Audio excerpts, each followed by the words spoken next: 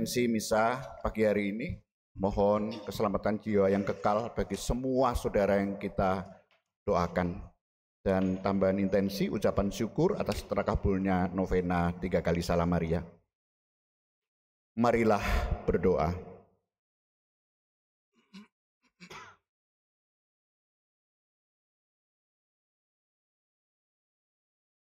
Allah Bapa yang Maha Pengasih dan Penyayang, kami bersyukur atas benih-benih cinta kasih yang telah Kau tanam dalam diri kami.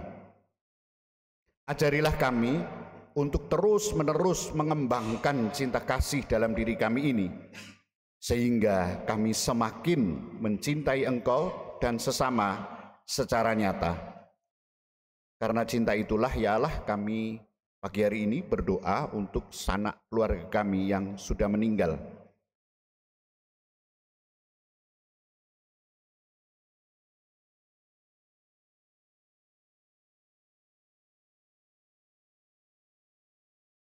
Berkenanlah Engkau menerima mereka semua dalam keabadian seperti yang diperjuangkannya seumur hidup.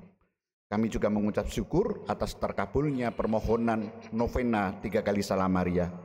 Semoga dengan terkabulnya permohonan ini, iman kami semakin Kau teguhkan. Demi Yesus Kristus Putra-Mu, Tuhan dan pengantara kami, yang hidup dan berkuasa bersama Bapa dan Roh Kudus, Allah sepanjang segala masa. Amin. Kita mendengarkan sabda Tuhan.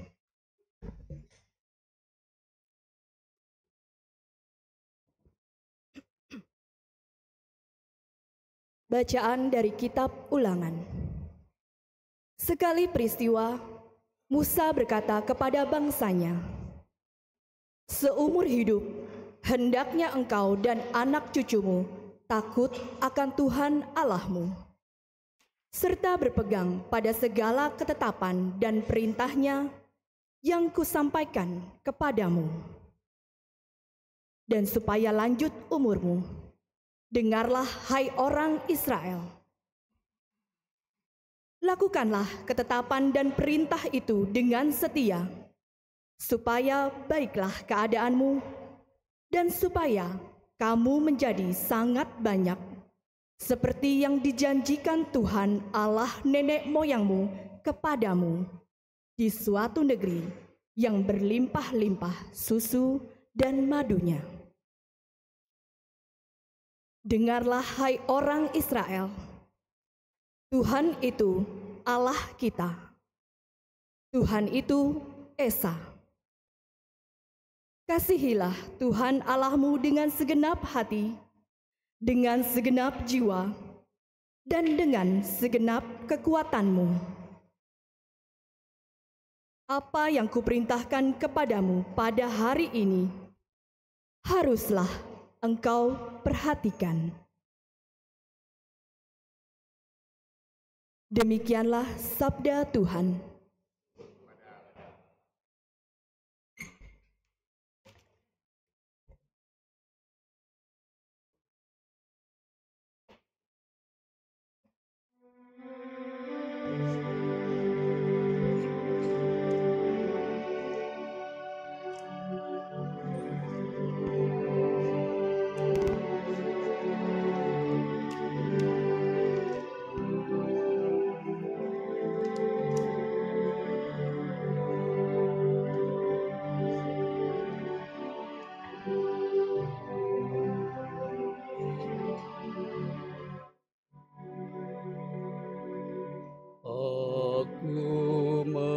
mengasihi Tuhan, Dia sumber kekuatan. Hidupku kan menjadi aman dalam lindungannya.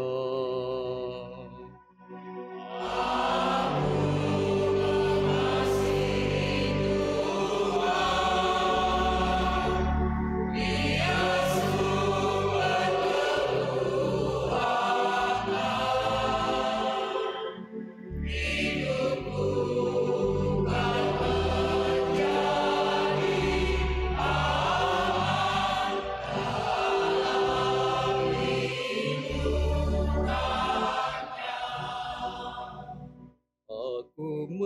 mengasihi Engkau ya Tuhan, kekuatanku. Ya Tuhan, bukit batuku, kubu pertahanan dan penyelamatku.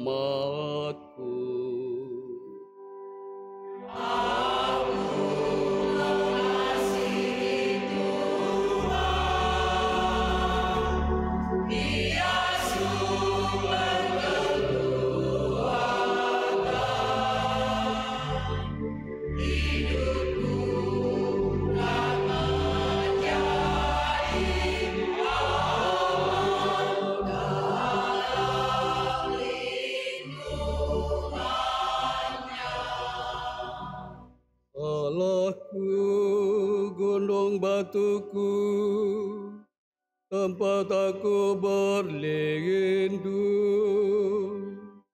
perisaiku, tanduk keselamatanku, kota bentengku. Terpujilah Tuhan, seruku,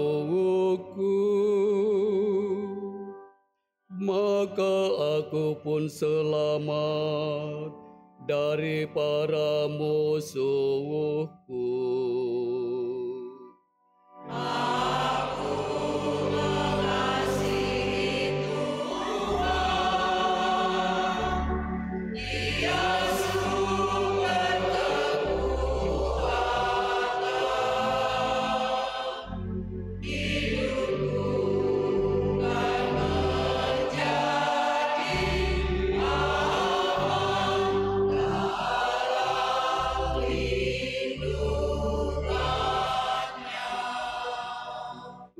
Tuhan itu hidup, terpujilah gunung batuku,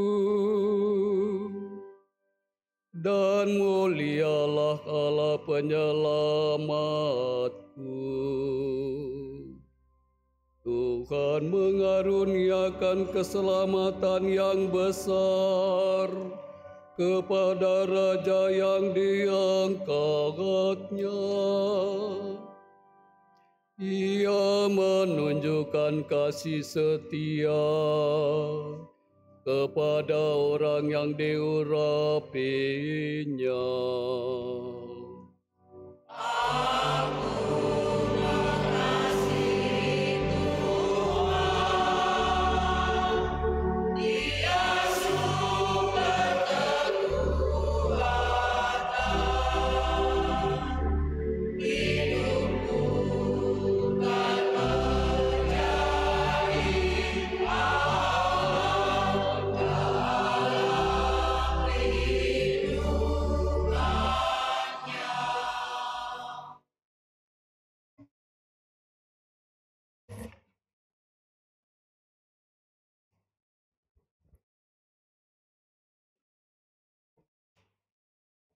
Bacaan dari surat kepada orang Ibrani. Saudara-saudara, dalam jumlah yang besar, kaum Lewi telah menjadi imam, karena mereka dicegah oleh maut untuk tetap menjabat imam. Tetapi Yesus tetap selama-lamanya, maka imamatnya tidak dapat beralih kepada orang lain. Karena itu, Yesus sanggup juga menyelamatkan dengan sempurna semua orang yang demi Dia datang kepada Allah. Sebab Ia hidup lestari untuk menjadi pengantara mereka. Imam agung seperti inilah yang kita perlukan, yakni saleh, tanpa salah, tanpa noda, yang telah terpisah dari orang-orang berdosa dan ditinggikan mengatasi segala langit, yang tidak seperti imam-imam besar lain, yang setiap hari harus mempersembahkan kurban untuk dosanya sendiri, dan sesudah itu barulah dosa umatnya. Hal itu sudah dilakukan Yesus satu kali untuk selama-lamanya, yakni ketika ia mempersembahkan dirinya sendiri sebagai kurban. Hukum Taurat menetapkan orang-orang yang diliputi kelemahan menjadi imam agung. Tetapi sesudah hukum Taurat itu diucapkanlah sumpah yang menetapkan anak yang sudah sempurna sampai selama-lamanya menjadi imam agung. Demikianlah sabda Tuhan. Syukur kepada Allah.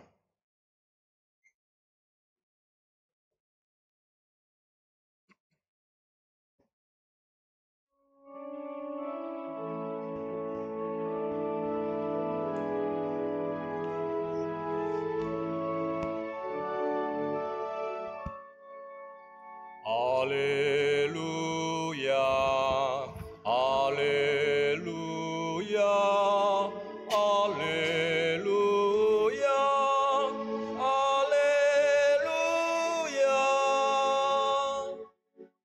Haleluya, haleluya, haleluya, haleluya.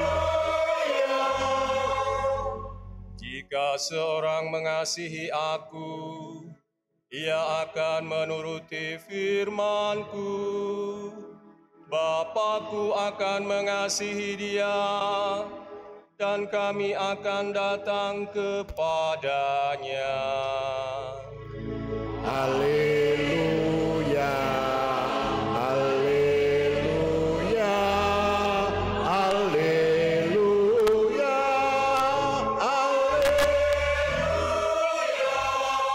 Tuhan bersamamu. Inilah Injil Yesus Kristus menurut Markus. Dimuliakanlah Tuhan.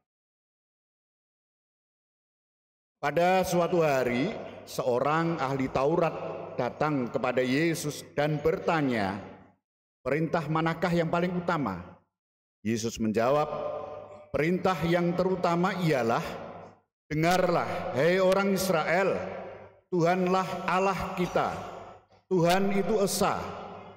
Kasihilah Tuhan Allahmu dengan segenap hatimu, dengan segenap jiwamu, dan dengan segenap akal budimu, dan dengan segenap kekuatanmu.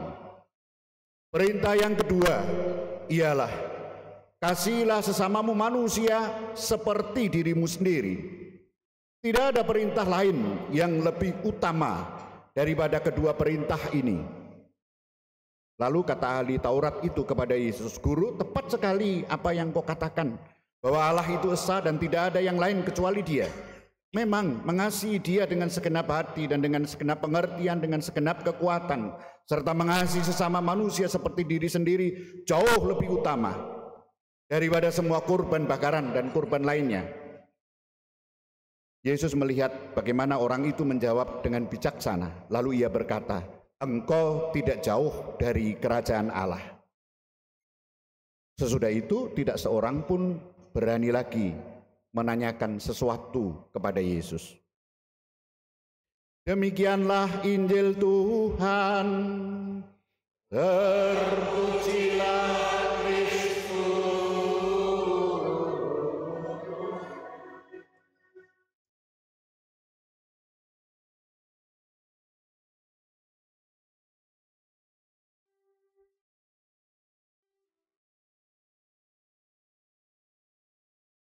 Dalam kitab Taurat, Bapak Ibu dan para saudara, ada lebih dari 350 larangan dan lebih dari 240 perintah.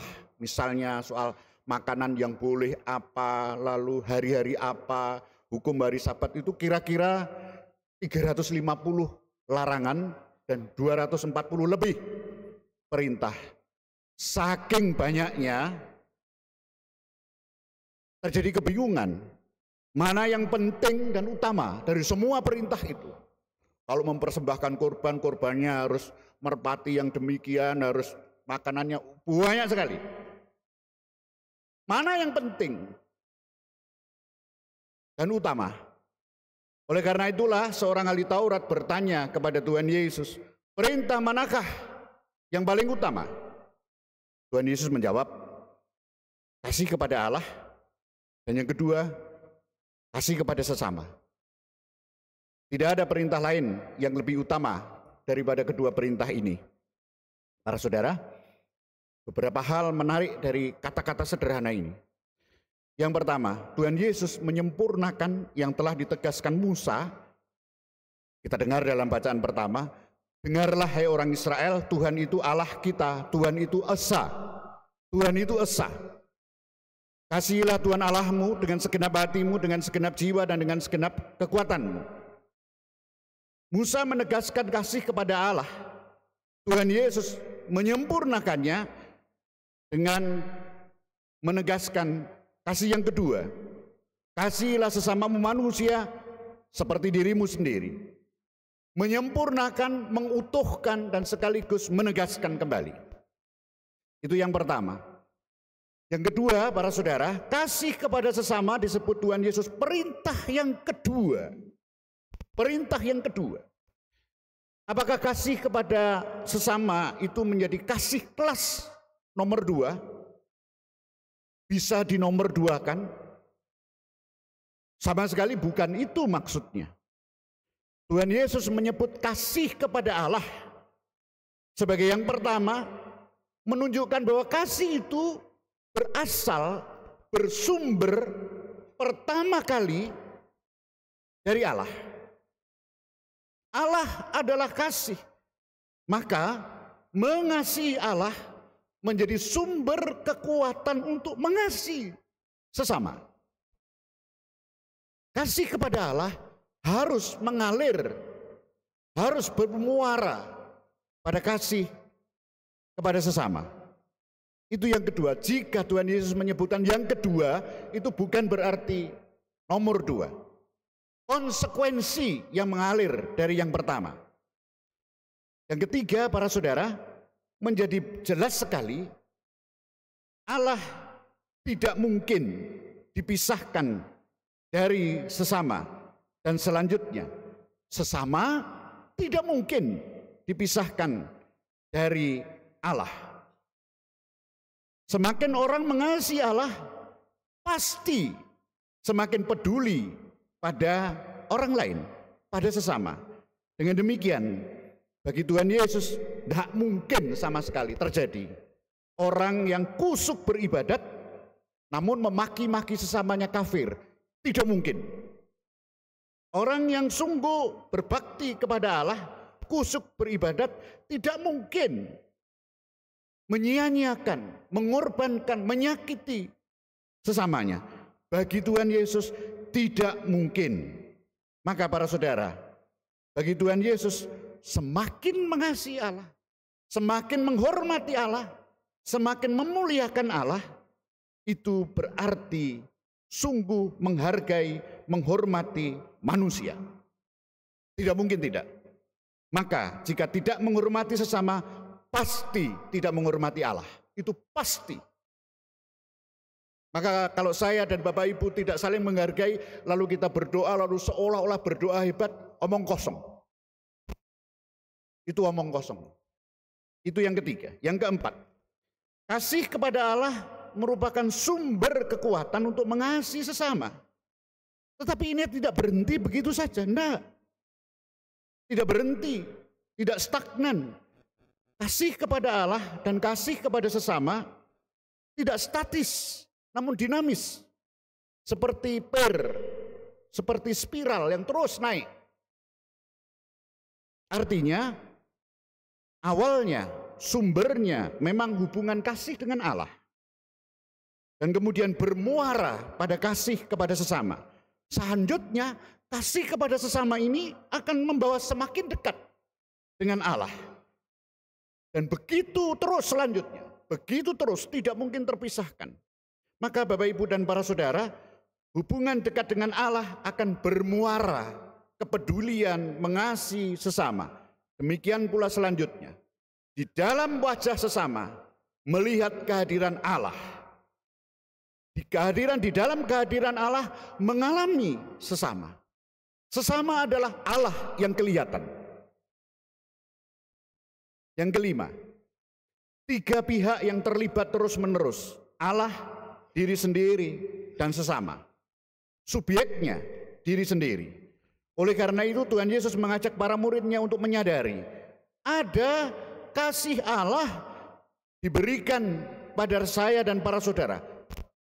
Jika kita tidak menyadari, saya dan para saudara tidak menyadari bahwa kasih Allah diberikan, dianugerahkan, kita tidak menyadari menerima bahwa kita ini dikasihi oleh Allah, maka yang terjadi adalah kurang bersyukur hidup ini.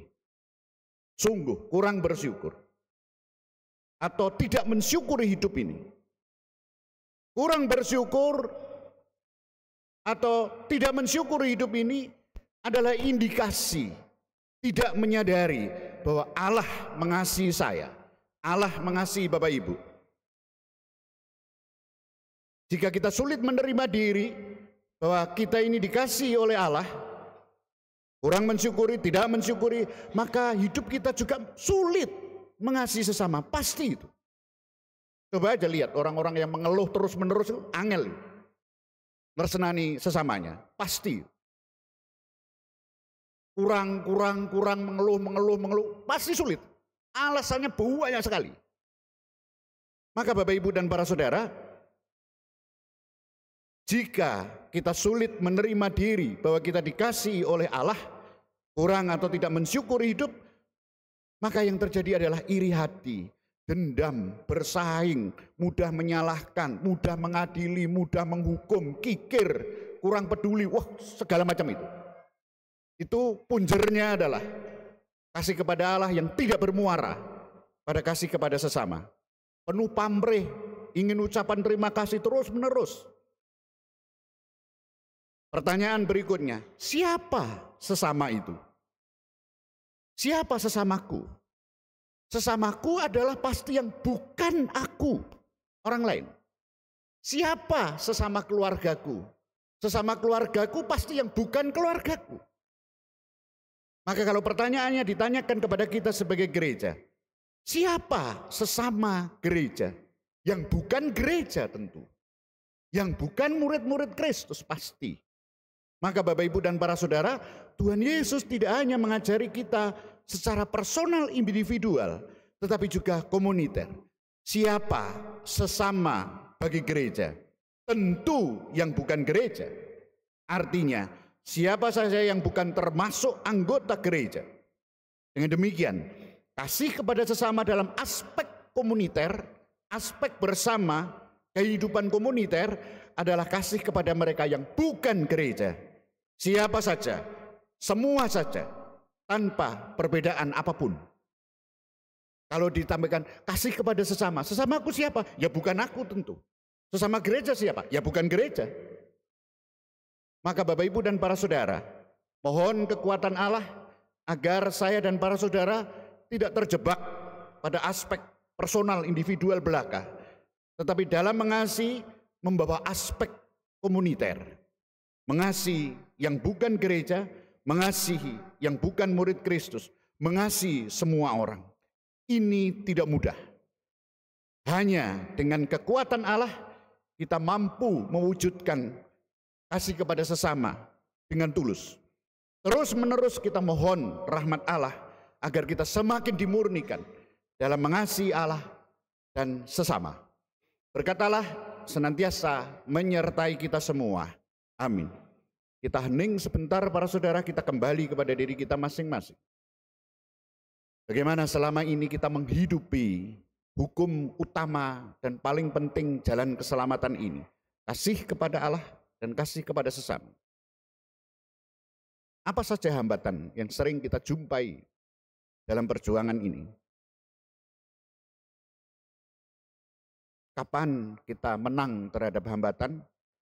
Kapan kita kalah dengan hambatan? Hari-hari ini apakah kita sedang mengalahkan hambatan atau terus-menerus dikalahkan oleh hambatan? Dengan berbagai macam alasan.